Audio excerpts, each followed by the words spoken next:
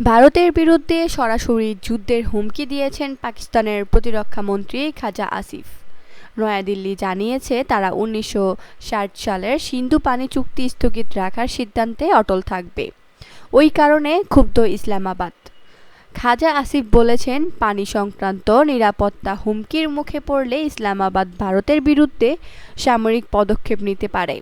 গত শনিবার এআরওয়াই নিউজকে দেওয়া সাক্ষাৎকারে পাকিস্তানের প্রতিরক্ষা মন্ত্রী বলেন, যখনই আমরা মনে করব আমাদের জাতীয় নিরাপত্তা হুমকির মুখে, তখন আমরা ভারতের বিরুদ্ধে যুদ্ধ করব। পাকিস্তানের শীর্ষ পর্যায় থেকে এই মন্তব্য আসে এমন সময়ে যখন ভারত ১৯৬০ সালের সিন্ধু পানি চুক্তি স্থগিত রাখার সিদ্ধান্তে অনড় রয়েছে। ভারত জানিয়েছে ২০২৫ সালের এপ্রিল মাসে সংগঠিত এক হামলার পর এই সিদ্ধান্ত নেওয়া হয়। দিল্লি বলছে, পাকিস্তান সমর্থিত আন্তঃসীমান্ত সন্ত্রাসী কার্যক্রমের বিরুদ্ধে কার্যকর ব্যবস্থা না নিলে চুক্তি স্থগিত থাকবে।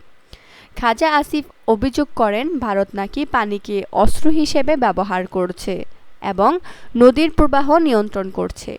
এতে দেশটির প্রায় ১/৩ মানুষ পানির অভাবে ক্ষতিগ্রস্ত। বিশেষ করে সিন্ধু ও বেলুচিস্তান অঞ্চলে পরিস্থিতি বেশি খারাপ। সরকারি তথ্য অনুযায়ী সিন্ধুর বিভিন্ন খালে পানির ঘাটতি তীব্র আকার ধারণ করেছে। নর্থ ওয়েস্ট ক্যানালে ৬৪.১%, রাইস ক্যানালে ৩৮% এবং দাদু ক্যানালে ৮২% পর্যন্ত ঘাটতি দেখা গেছে।